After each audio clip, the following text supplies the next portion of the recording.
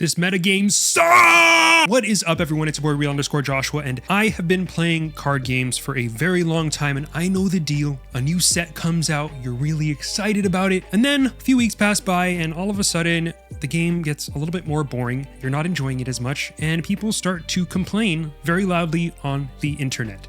The metagame gets stale, and you know exactly what's going to happen every single game. The way that I've gotten around this, at least for the past year, is that, well, I'm a content creator, so I'm always cooking up new decks and trying to find new ways to play the game. But this metagame, OP11, has been a little bit different. In this video, I'm going to talk about why I think that is, and also how I've been getting around the boredom so that I don't end up pulling my hair out. First off, thank you so much for watching. Please like and subscribe if you have not already. It really helps the channel, and let's get right into it. So the first thing we absolutely need to address is Blue Purple Luffy, which is the big deck that is running the game right now. If you know the game, you know what this deck is and why it's annoying.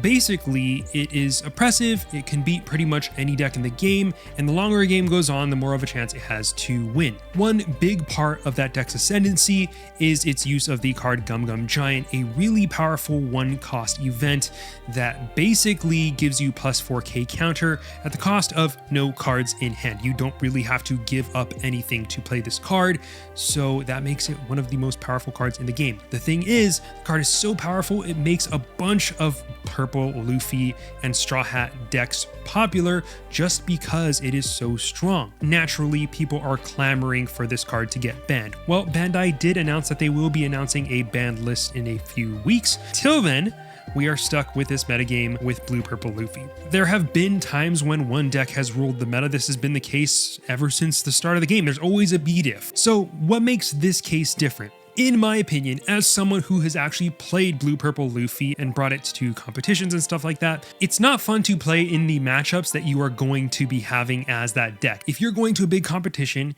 a lot of people are going to be playing Blue Purple Luffy, and that mirror is so annoying. It doesn't really feel super skill expressive. It kind of feels like who sees the most Sanjis, or, you know, there's a bunch of loss conditions, but skill doesn't feel like it plays that much of a role. And a lot of the times when you are kind of just rolling the dice and seeing what you get put up against, whether it's one of your good matchups or your bad matchups, it kind of just gets boring after a while. The second reason why I think this meta is uniquely boring is because it has had a lot of time to actually get stale. We've been hearing about Blue Purple Luffy being the strongest deck for a very long time. We've been consuming videos on it from people like Kai, who has been playing the deck in Japan for months on end now, who has inspired me and taught me so much about the deck. But, you know, by the time that it gets into our hands, it feels like this deck has been around forever. And so now, a month, 2 months in, it feels like we've been struggling with this meta for such a long time, even though it really hasn't been all that long. If you are still having fun with the game right now, that's great. I actually think I could be having a ton of fun with the game if I was just doing my usual thing of building saucy decks, getting into the kitchen. There's always ways to make One Piece fun. It's a fantastic game. I love it. But that leads us into the third thing. I'm slightly burnt out on One Piece. It's still my #1 game. It's just, I've been doing this for over a year now, and I've been playing One Piece and thinking about One Piece 24/7 every day for this entire time, and it's kind of nice just to have a little bit of a lull in the metagame where I can go and explore other card games, which I will talk about in just a second. But the last thing is, there aren't that many events going on for which to train. For me, one of the big motives behind playing of the game, especially competitively, is if I have a big event coming up. Now, I did have some treasure cups last weekend, but they were online and I wasn't too excited to participate. To me, a big part of playing One Piece is the community, and going to in-person events really gets me going. But there haven't really been any huge events scheduled. There was kind of like a long break between them. None of these factors was the deciding one. I think it's just a mix of all of them together that made it so that I just didn't really feel like playing One Piece for the time being. That being said, I will be streaming Every Leader 3 decks stuff soon, messing around with new decks, because OP12 is right around the corner and I want to get to that. I also want to do a little bit more educational content as we head into that, and I cannot wait to get back into that side of the game. So what have I been doing, and what have I learned from this lull in One Piece? How can you help to get around the boredom that comes with a stale meta? A couple things. My primary suggestion, the one that I feel like I can probably speak to the most, is cook up some weird decks, man. Bring an off-meta deck to locals. You might just love it. Deck building is one of my favorite parts of the game, and I feel like it's one of the parts of the game that never gets old, because when new cards come out, new permutations come out, new ideas come out. My most recent episode of Every Leader 3 Decks consisted of me running a 2-drop package, and that was absurdly fun, even though I thought it was gonna suck. That video led to me experimenting with 2-drop builds in a lot of other leaders that ended up being a lot of fun. Hint, hint, check out Zoro and Sanji with the 2-cost package. That is an amazing and awesome deck. Anyway, the next way to deal with a boring meta game is to try out a different game. There's all kinds of stuff out there, from Shadowverse to Pokemon, Marvel Snap, Digimon to Magic the Gathering. I actually got into Gundam recently. I went to a local last week and filmed some of my experience there. Here were my thoughts. All right, it is new TCG time, baby. I'm out at Crimson Guild in South El Monte, California, and it is a lot of sun in my eyes, but I'm about to go in and play some Gundam. This is literally the first time I'm going to be playing Gundam. I really just want this to be a side game, but it is refreshing to have a new game that I've never really played before. The meta is totally fresh to me. I'm just going in to have fun, no stakes whatsoever.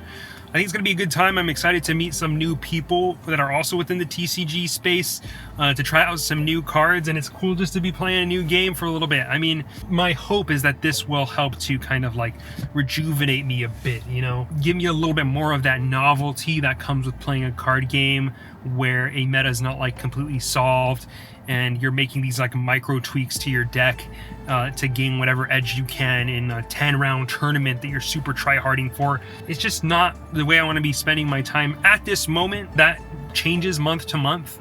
Last month I really wanted to play really competitively, and so I was focusing on that. But yeah, I'm excited for this, and I'll let you know how it goes.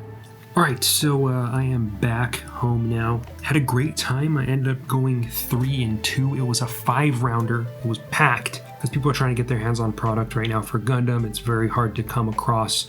Kind of similar to One Piece's early sets, I want to say. Was basically playing with the starter decks plus a couple more, because it was a constructed event, which is kind of crazy this early on. It's really interesting because the game, in my opinion right now, is it's easier than One Piece in a lot of ways. A lot of the experience transfers over. It almost feels like I'm going back in One Piece time, because I'm base set gaming, you know what I'm saying? But it was a lot of fun, man. I ended up getting 9th place out of 32, which actually got me 2 packs. So I got 2 packs, and one of them had an alt art, baby. Look at that. I would recommend trying it out if you have the extra cash. Even if you have just a couple starters, you can build a pretty nice deck just with a couple added SRs. But yeah. Now, Gundam is definitely going to be a side game for me right now, but I am really loving this fresh new meta, this set 1 just starting out type of deal. Look at this card, guys. A Show of Resolve, draw 2, and it's a really good card. This is basically like Sanji's Pilaf. It costs 3, but this is a really good card in the game. And it's a lot of fun. It's very similar to One Piece, and I think it's worth checking out. I'll probably do a few videos on Gundam, including one about whether or not getting into the game is right for you if you are into One Piece, which I think you should check out. Regardless of whether or not you actually plan on getting into the game, I'll tell you what I think is cool about it. You can learn about its systems. I know for me, at least, I like to learn about a new game even if I have no intent of getting into it, so look out for that soon. Anyway, these have been my thoughts on what to do when you get bored with your game. And I want to wrap this up by saying thank you to everyone for sticking around and watching my One Piece content. I really do love this game, and I think it's totally fine for there to be moments in the game when you just don't really want to play as much, when you need a little bit of a break from it. I am sure that very soon I will be gung-ho back on the One Piece train, because the thing is, as I play other games, as I get into Gundam, the more I realize how awesome and complex One Piece can really be compared to at least a lot of the other card games that I played. There's just so much depth to this game, and playing other games really reminds me of why I love it so much. So I am excited to get back into One Piece content soon, but I'm also going to relish the rest of my time trying out new games. Anyway, thank you so much for watching. Like and subscribe if you have not already. Check out Dueling Guard. Use my code RealJoshua for 5% at checkout, and I will see you in the next one. Later.